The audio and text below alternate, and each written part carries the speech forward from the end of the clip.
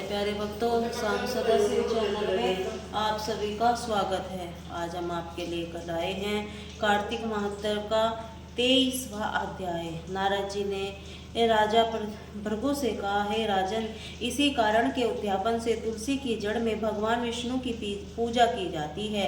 तुलसी का मूल प्रदेश भगवान विष्णु को प्रसन्न करने वाला है।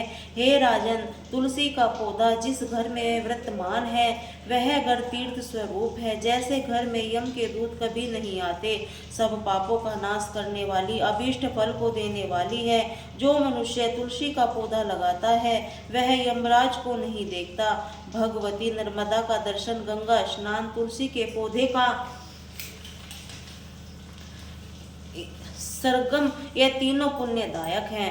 तुलसी का पौधा लगाने से, सींचने से, दर्शन से और तुलसी को छूने से कार्मिक, वाचिक, मानसिक आदि संपूर्ण पाप नष्ट हो जाते हैं। जो प्राणी तुलसी के दल से भगवान शंकर का पूजन करते हैं वह पूर्ण गर्भ नहीं जाते, निसंदेह में जीव मुक्त हो जाते हैं। तुलसी के दल से पुष्कर आदि समस्त तीर्थ, गंगा आदि संपूर्ण नदियां, विष्णु प्रभृति सब देवता निवास करते हैं। तुलसी के साथ यानी तुलसी के पास जो अपना प्राण विसर्जन करता है वह चाहे कितना ही पापी क्यों न हो, उसको यमराज नहीं देख सकते। हे राजन, जो लोग तुलसी के काष्ठ का चंदन लगाते हैं वह सहज ही मोक्ष को प्राप्त हो जाते हैं। उनके द्वारा किए हुए पाप भी उनके शरीर स्पर्श नहीं कर पाते।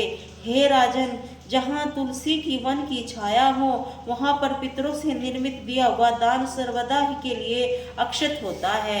हे राजन, आंवले के वृक्ष की छाया में जो प्राणी पिंड दान करते हैं उनके पितर आदि नरक की याचना भी भोग रहे हों, जो भी मुक्त हो जाते हैं। सर, हाथ, मुंह और देह में जो आंवले का धारण करते हैं उनका विष्णु रूप जानना चाहिए। आंवले के फल और तुलसी के दलों को पानी में मिलाकर जो प्राणी स्नान करते हैं उनको गंगा स्नान का फल मिलता है। जो मनुष्य आंवले के पत्तों और फलों से देवताओं का पूजन करते हैं उनको स्वर्ण मणि मोतियों द्वारा पूजन का फल प्राप्त होता है। कार्तिक मास में सब तीर्थ, ऋषि, देवता, सब यज्ञ और सूर्य तुला राशि में होता है। आंवले के वृक्ष में वास करते हैं। जो मनुष्य द्वादशी तिथि को तुलसी का दल, कार्तिके में आंवले का पत्ता तोड़ता है वह रौरव नरक का वास करता है। जो कार्तिके में आंवले की छाया में बैठकर भोजन करता है उसके अंत स्पर्श से सब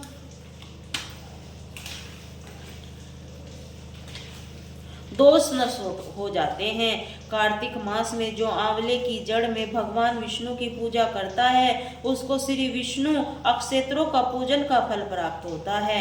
आंवले तथा तुलसी की महत्व का वर्णन करने पर भी ब्रह्म जी को समर्थ है, इसीलिए धात्री और तुलसी की जन्म कथा सुनने से मनुष्य पहले वंश सहित मुक्ति प्राप्त करता है। बोले श्री राधे।